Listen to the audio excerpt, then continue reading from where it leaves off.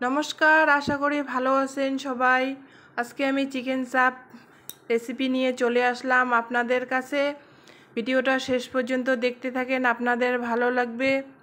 এখানে আমি চিকেনগুলিকে শুধু তেলে লাল মতো করে ভেজে নিয়েছি। লাল মতো করে ভেজে চিকেন চাপটা করলে ভালো লাগে।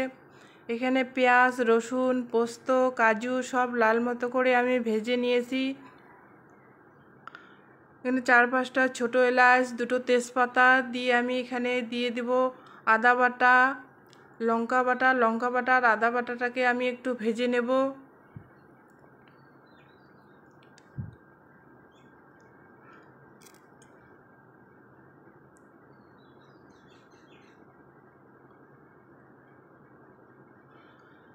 এরপর ভেজে রাখা পেঁয়াজ, রসুন, কাজু, পোস্ত সব মিক্সার জারে আমি পেস্ট করে নেব।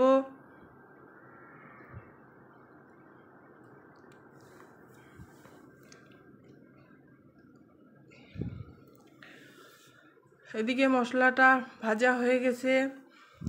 এরপর আমি স্বাদ মতো লবণ, পরিমাণ মতো হলুদ, লঙ্কা গুঁড়ো, জিরে গুঁড়ো সব মশলা এখানে দিয়ে একটু ভেজে নেব।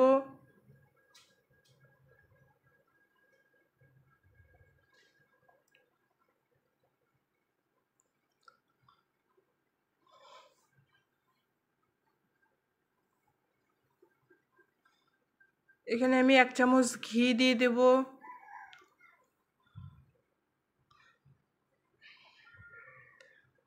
ভালো করে মিশিয়ে নিয়ে এখানে আমি পেস্ট করা যে মশলাটাকে দিয়ে দিব।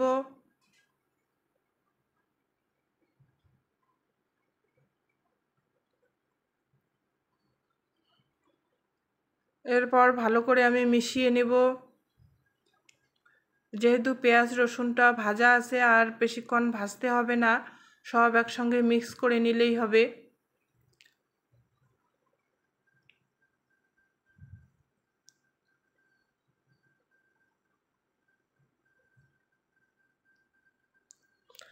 এরপর আমি দিয়ে দেব টক দই। এখানে আমি 1 কেজি চিকেনের জন্য 200 গ্রাম টক দই নিয়েছি। আপনারা চাইলে এখানে টমেটো পেস্ট করেও দিতে পারেন, কিন্তু আমি টমেটো পেস্টটা দিলাম না।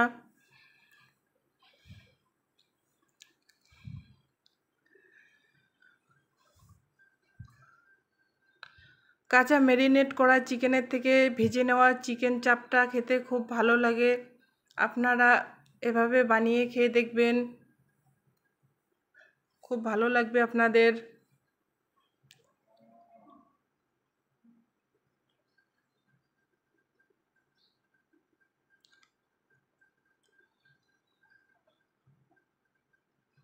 এবার আমি এখানে ভাজা চিকেনটা দিয়ে দিব।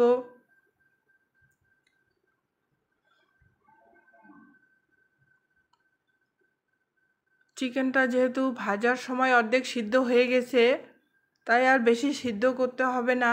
আমি এখানে মশলাগুলি সঙ্গে একসঙ্গে মিক্স করে নিয়ে গ্যাসের আঁচটা কমিয়ে ঢেকে দেব। আর এখানে জল অ্যাড না করলেও চলবে, গ্যাসের আঁচটা কমিয়ে নেড়ে চেড়ে ঢেকে দিতে হবে।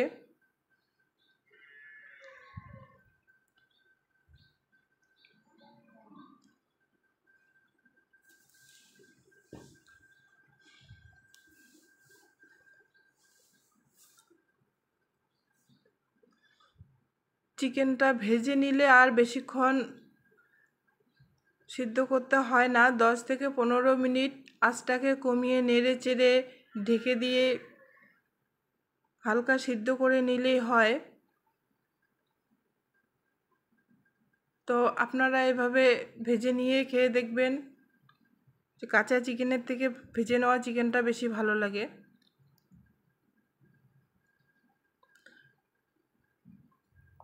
তলাটা যাতে লেগে না যায় এই জন্য নেড়ে চেড়ে আবার একটু ঢেকে নিতে হয়। এখানে আমি 2-3 ফোঁটা মিঠা আতর দিলাম, 1 চামচ গোলাপ জল দিয়ে দেব। এরপর গরম মশলা দিয়ে দেব, চিকেনটা কিন্তু হয়ে এসেছে। আর আমি এখানে শুকনো রাখবো, চিকেন চাপটা শুকনো খেতে বেশি ভালো লাগে।